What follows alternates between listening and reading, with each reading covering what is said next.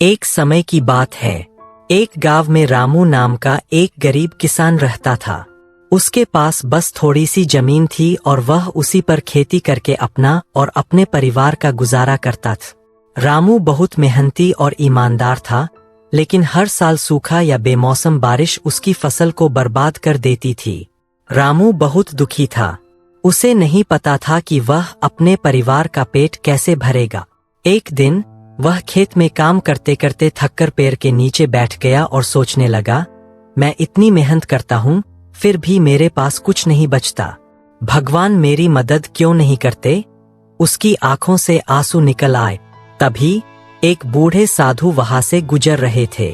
उन्होंने रामू को रोते हुए देखा और उसके पास आकर पूछा, बेटा क्यों रो रहे हो? रामू ने अपनी दुख भरी कहानी साधु को सुनाई।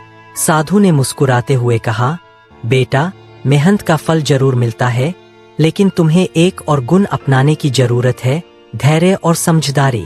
साधु ने रामू को एक बीज दिया और कहा, इसे अपने खेत में बो दो और धैर्य से देखो, लेकिन ध्यान रखना, इसे प्यार और विश्वास से सींचना।